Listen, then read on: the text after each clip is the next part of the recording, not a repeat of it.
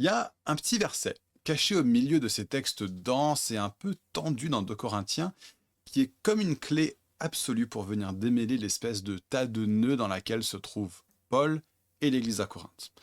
Juste pour expliquer. L'église de Corinthe avait été implantée par Paul, mais depuis quelque temps, les relations entre Paul et l'église s'étaient tendues. Pour résumer, l'église de Corinthe faisait preuve de pas mal d'immaturité spirituelle. Il y avait aussi des gens qui venaient se positionner comme apôtres à la place de Paul.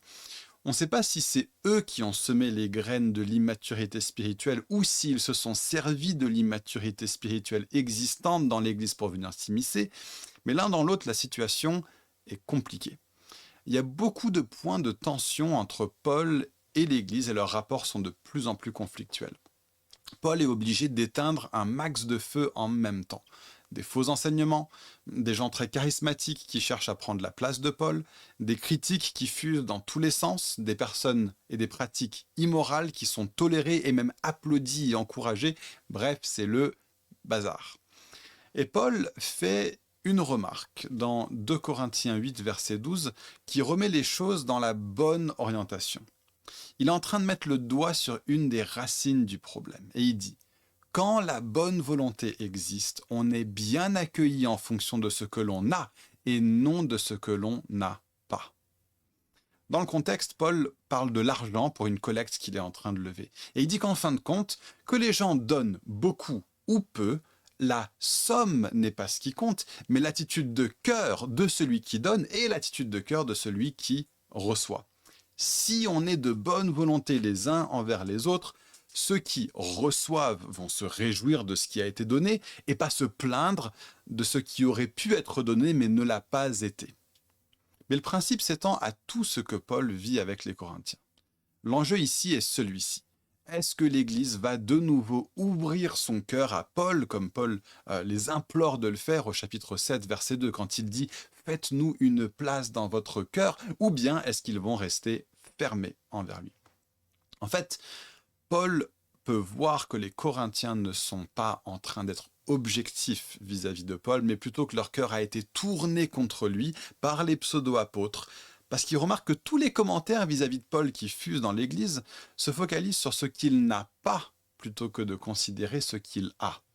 Ils disent qu'il n'est pas un bon orateur, qu'il manque de cohérence entre le ton un peu dur de ses lettres et le côté plus avenant quand il est avec eux en personne, qu'il manque de sagesse. Bref, Paul constate que toutes les remarques tournent autour de qu'est-ce que Paul n'a pas. Et il leur fait remarquer qu'ils ont été empêchés d'être objectifs vis-à-vis de lui à cause du fait que leur cœur a été tourné contre lui. Dans des relations normales, quand on est de bonne volonté, la chose la plus naturelle est de considérer ce que les autres font bien et pas de mettre tout l'accent sur ce qu'ils font mal. C'est de s'étonner avec joie des manières dont Dieu les a doués plutôt que de s'offusquer de leurs points faibles.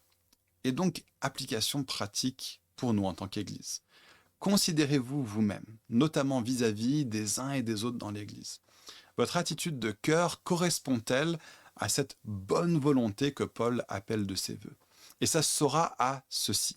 Votre regard est-il d'abord un regard accueillant et positif envers les autres, qui constate toutes les richesses humaines et spirituelles qui se trouvent chez nos frères et sœurs, ou est-ce que votre regard tend vers tous ces défauts, points faibles, etc. Si c'est plutôt l'option 2 qui est le cas, peut-être que c'est pas du discernement ou de la jugeote, mais plutôt de la mauvaise volonté. Le discernement, c'est repérer, au milieu d'un regard qui vante les qualités de l'autre, repérer un quelque chose qui te fait te dire j'arrive pas forcément à mettre le doigt dessus, mais il y a un truc qui me gêne, je vais garder ça en tête dans un coin de la tête pour ne pas être aveuglé par les qualités de cette personne qui me saute aux yeux.